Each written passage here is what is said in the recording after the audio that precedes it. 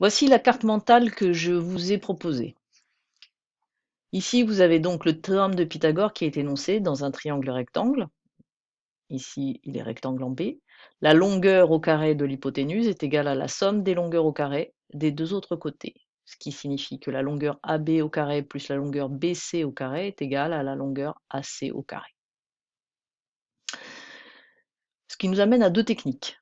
Technique 1, calculer la longueur de l'hypoténuse. Nous sommes dans un triangle rectangle. Nous connaissons la longueur des deux côtés de l'angle droit. Il nous manque la longueur de l'hypoténuse. Là, il suffit de mettre AB au carré, ce qui fait ici 9 cm², AC au carré, 16 cm², et d'énoncer que le triangle étant rectangle en A, dans ce cas de figure, d'après le théorème de Pythagore, AB au carré plus AC au carré égale à BC au carré.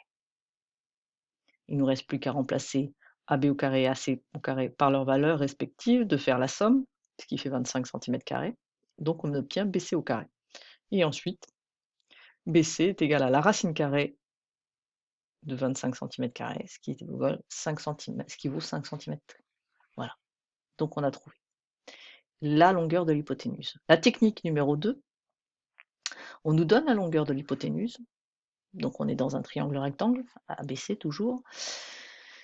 On nous donne la longueur d'un des côtés et il nous manque l'autre longueur. Idem, AB au carré égale à 9 cm au carré, BC au carré égale 25 cm². Le triangle étant rectangle en A d'après le théorème de Pythagore, AB au carré plus AC au carré est égal à BC au carré.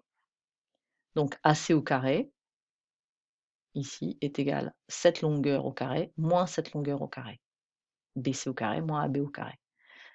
Ce qui fait 16 cm². Donc AC au carré égale 16 cm². AC est égal à racine carrée de 16 égale à 4 cm.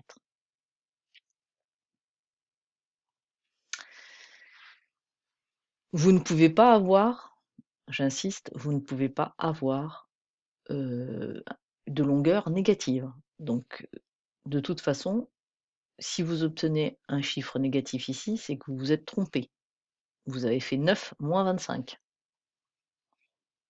Donc, là, c'est l'hypoténuse. On fait l'hypoténuse moins la longueur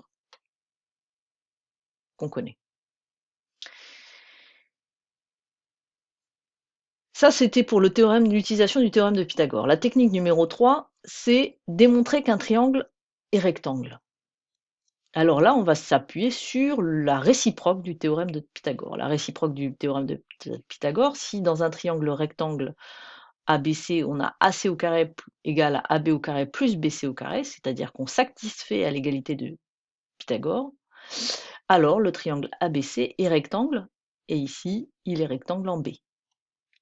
Voyons ici. On veut démontrer que le triangle est rectangle.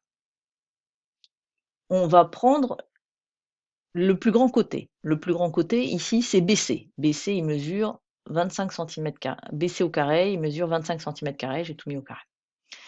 Ensuite, on connaît donc AB et AC. AB au carré plus AC au carré, ça fait 25 cm². Il se trouve que 25 cm² est égal à 25 cm². Donc, il se trouve que AB au carré plus AC au carré est effectivement égal à BC au carré. Donc, d'après la réciproque du théorème de Pythagore, le triangle est rectangle. Et il est rectangle ici, en A.